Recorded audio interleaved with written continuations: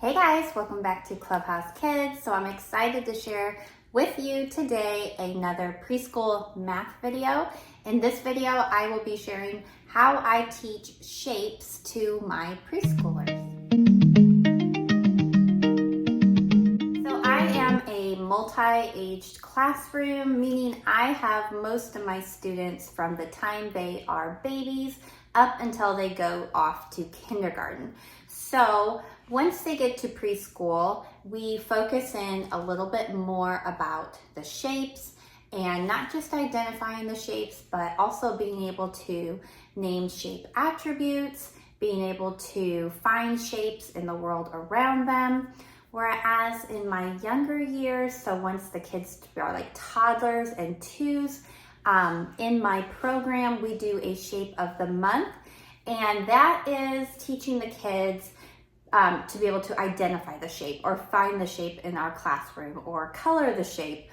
So by the time they graduate into my preschool program, most of my students can identify their shapes, and we just take it to the next level in this unit, which is my preschool math unit 2. So this unit is taught in my classroom at the end of September through October. So how I teach my preschool math is, since I have a multi-age classroom, is I bring my age groups to our teacher table while everybody is doing center play. And so when it's my preschoolers time, I will call them to our teacher table. My other younger students are still playing in center, so I can have that time with my preschoolers. And this is the time I will do a preschool group lesson.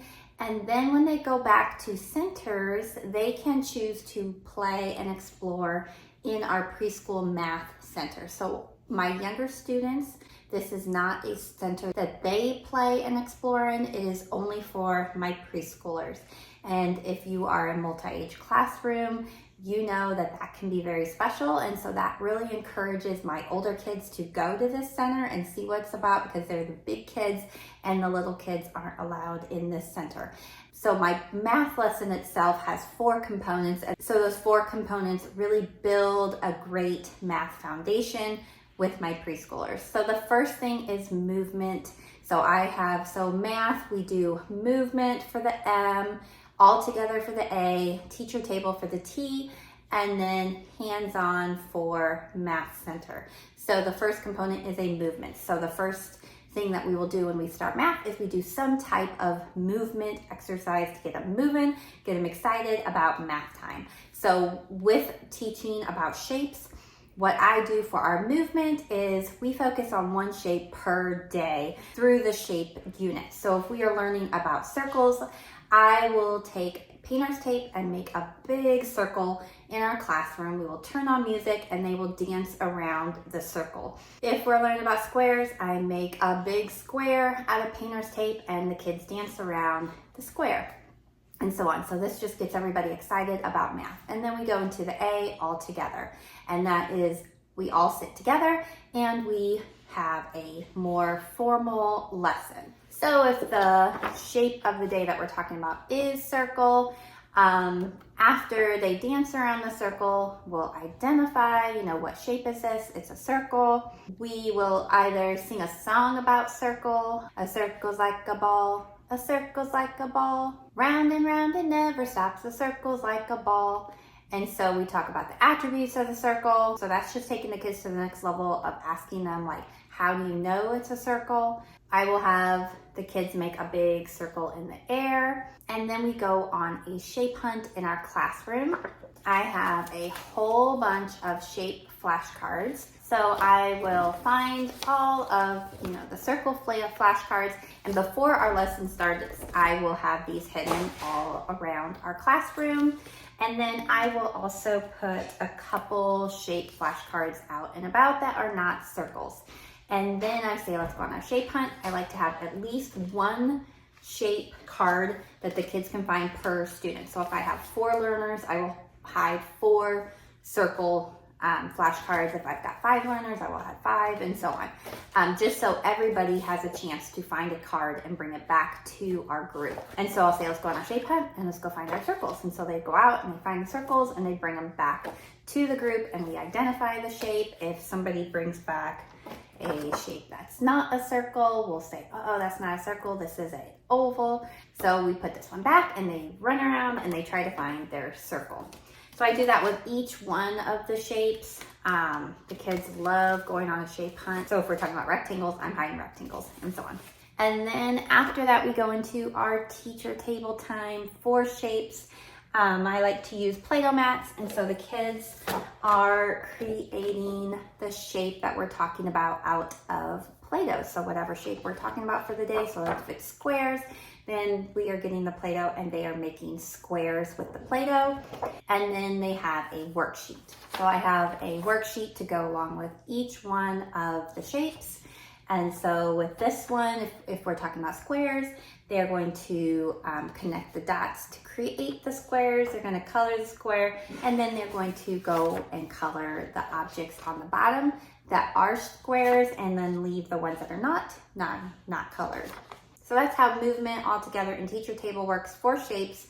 It's the same pattern for each shape, and so we go through each one of the 8 shapes, and then we have a day of putting all the shapes together. So on that day, we will review each one of the 8 shapes. I will hold it up, we'll identify it, and then they will each have to give me an attribute of that shape to tell me how they know it is a circle, or it is a square, or it is a rectangle. And then at our teacher table time, they have a shape mat, and then they have some flashcards here with each of the shapes, and they are going to be matching the shapes to the mat. And then the fun worksheet with that one is they get to put together a shaped scarecrow. And so this is a cut and paste activity. They get to cut out all the pieces to the scarecrow and then glue him, and then they will identify the shapes with me.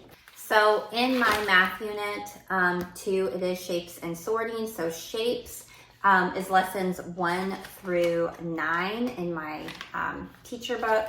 And then we go into sorting, and I will make a whole nother video on how I teach sorting to my preschoolers. But for unit 2, that is lessons 10 through 15. Now, one thing that I do also with each one of my math lessons is I read the kids a math book that is themed to whatever we are reading. So you can see behind me in my math center, I have a lot of shape books out right now because we are in the shape unit, and I will usually just grab one of these books, but I also put them out in our math center for the kids to look at if they are exploring the center. So I will grab a shape book. So I have, a couple of them around here, and then I have a whole nother bucket of shape books that we will read.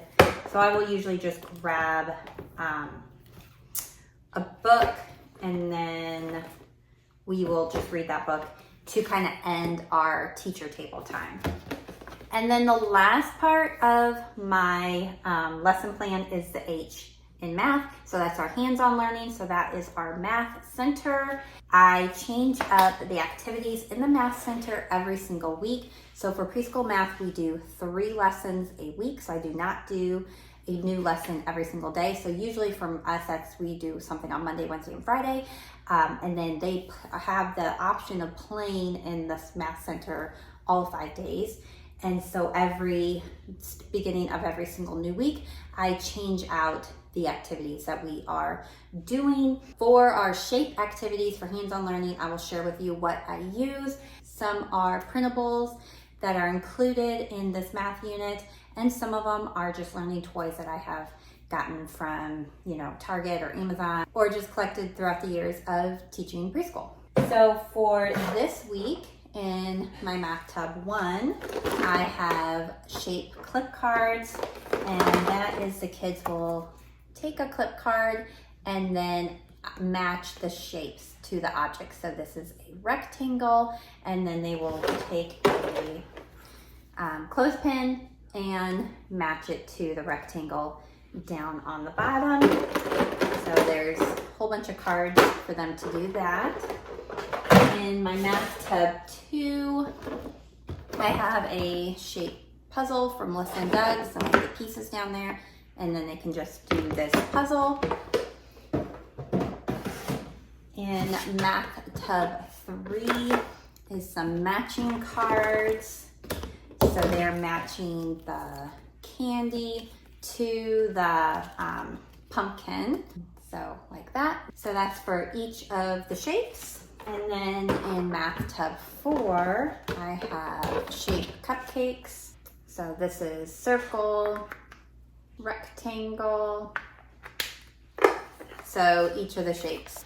Some of the other things I have just sitting out in my math center is I have some shape sorting buttons that they can play with, and then the books, and then the flashcards, and then I have another like little cookie puzzle with each of the shapes. And then some of the other activities that I, rotate in are some shape tracing cards, and so they would pick a shape, and then I have small erasers, and then what they would do is they would outline the shape with the small erasers.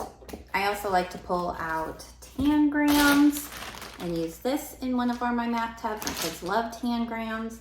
You can just have them play with tangrams on their own, or you can also add some mats where they can match up the shapes and create pictures.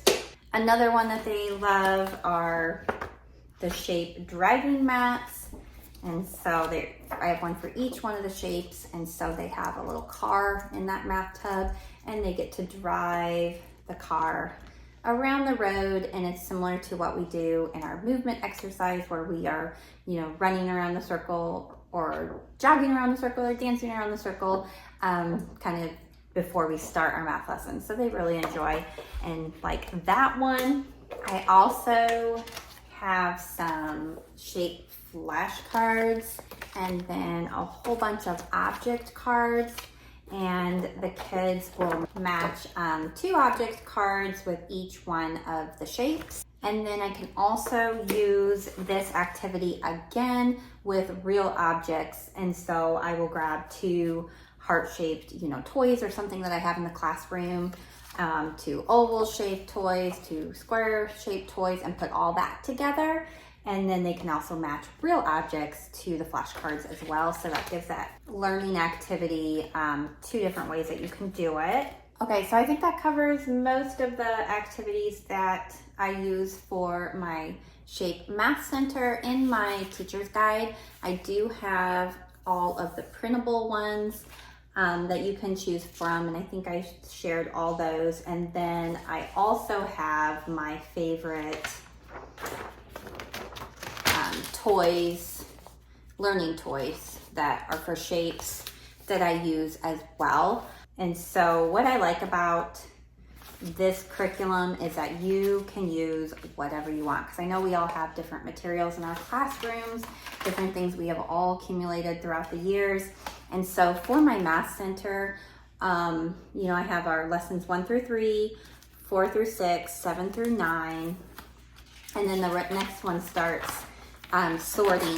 But I have the 4 boxes, and you can just write in what you're going to include in each one of the tubs. So you can use materials that you already have in your classroom. You can print stuff from this curriculum. You can use the same activity a couple times throughout the unit. If you have an abundance of materials, you could use new activities each week. Whatever works best for your learning space. I like to add new materials every year, so I'm always getting more as each year progresses. But like when I first started teaching, I didn't have as many materials, but you can still do the same math program with a small amount of materials or a whole bunch of materials. So that is how I teach my preschoolers shapes in my classroom. Thanks for following along, guys. And if you are interested in this math curriculum, I will put a link below. You can go check that out more. I even have a more in-depth video where I really just go through and show you that curriculum. So if you're looking for a print and go type of thing, like you're not the person who likes to write your own lesson plans, head over there and check that out. If you are the person who does like to write their own lesson plans, I hope this gave you some new fun, fresh ideas on how to teach shapes to your preschoolers. See you guys in my next video. Bye.